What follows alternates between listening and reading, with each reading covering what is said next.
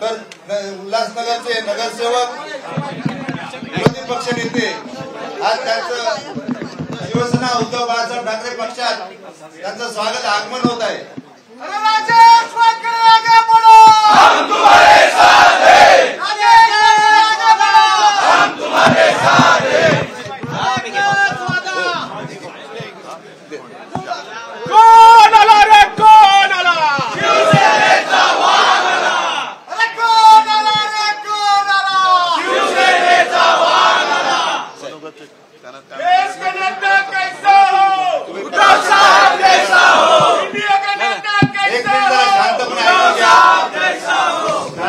आपलं मनोगत व्यक्त करताय त्यांना बोलू दे ना पत्रकार आपण बघतोय मातोश्री येथे हा पक्षप्रवेश सोहळा आज आपल्या घरामध्ये आल्यासारखं वाटतोय।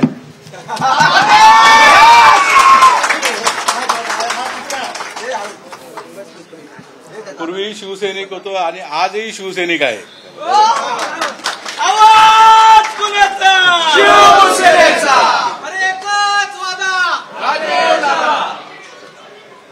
तुमच्या भावना फार तुम्ही महत्वाच्या शब्दात मांडल्या, त्या म्हणजे आज आपल्या घरात आल्यासारखं वाटतंय।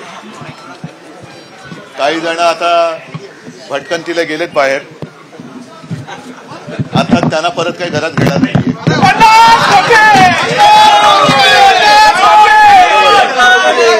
कारण जे खोक्यामध्ये बंद झाले त्यांना पुन्हा काही खोक्यातून बाहेर काढण्याची गरज नाही।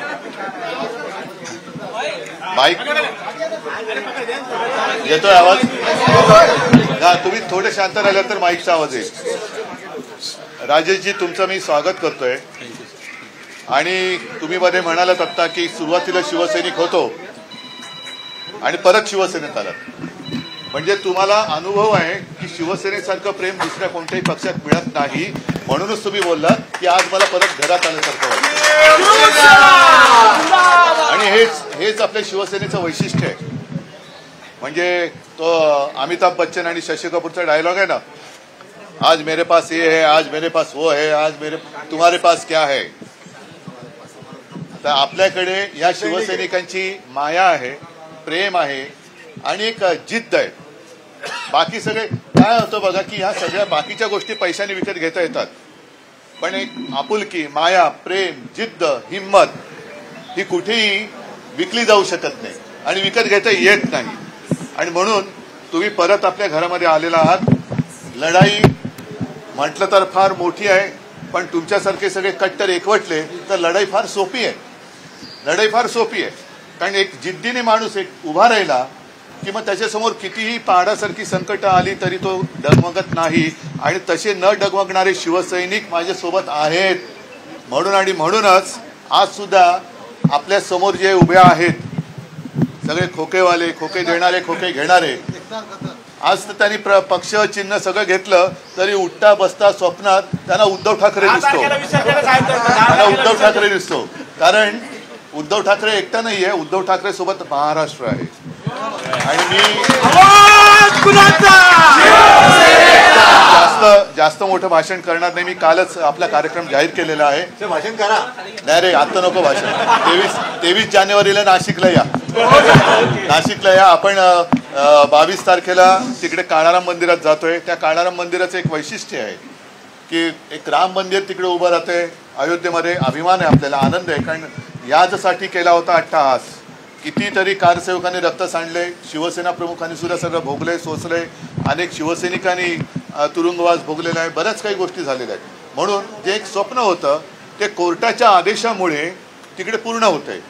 कोर्टाला सुद्धा 25-30 वर्ष लागली, कारण मधल्या काळामध्ये आपलं युतीचं सरकार येऊन गेलं। वाजपेयीजी पंतप्रधान होते, त्याच्यानंतर हे 5-7 वर्ष म्हणजे अजूनही आहेत थोडे काळ, पण वेगळा कायदा नाही करू शकले। कोर्टाच्या आदेशाने होते तर त्याचा आनंद आहेच, पण त्याच वेळेला तो आनंद व्यक्त करण्यासाठी आपण काळाराम मंदिरात जातो आहोत। कारण काळाराम मंदिराचं सुद्धा एक वेगळेपण आहे की राम हा सर्वांचा आहे, राम हा माझा पण आहे, राम हा सगळ्यांचा आहे, यांचा आहे, त्यांचा आहे, तुमचा आहे, आमचा सगळ्यांचा आहे। आणि मला सुद्धा त्या मंदिरात प्रवेश मिळाला पाहिजे याकरता बाबासाहेब आंबेडकरांनी, डॉक्टर बाबासाहेब आंबेडकरांनी सत्याग्रह केला होता। ते वेगळं स्थान आहे। आणि तिथे आपण काळाराम मंदिरात जाऊन रामदर्शन घेणार आणि गोदातीरी आरती सुद्धा करणार आहोत आणि दुसऱ्या दिवशी आपली सभा होणार आहे. तर सभेला सगळे या, मग तेव्हा मला बोलायचं तुम्ही बोला. आणि 13 तारखेला मी मुद्दामून कल्याण लोकसभा मतदारसंघात शाखा भेटी. ऐका 13 तारखेला भाषण करायला नाही येणार. 13 तारखेला मी तुमच्यासारख्या असंख्य कार्यकर्त्यांना माझ्या शिवसेनेच्या शाखेत कल्याण लोकसभा तो कार्यक्रम पूर्ण जाहीर केला जाईल आणि दिवसभर मी कल्याण लोकसभा मतदारसंघात विधानसभेप्रमाणे शाखा भेटी करणार आहे. काही शाखा ज्या ठरवल्या जातील ते जाहीर केल्या जातील. सगळे जे आहेत सगळ्यांना धन्यवाद देतो, शुभेच्छा देतो. जय हिंद, जय महाराष्ट्र. तर आपण पाहतोय मातोश्रीवरती पक्षप्रवेश सोहळा या क्षणाला सुरू आहे. तर विविध राजकीय पक्षातले पदाधिकारी आणि कार्यकर्ते आज पक्षप्रवेश करणार आहे. तर मनसेचे उपविभाग अध्यक्ष निलेश जंगम यांच्यासह असंख्य कार्यकर्ते मातोश्रीवरती उपस्थित असल्याचं आपण बघितलंय.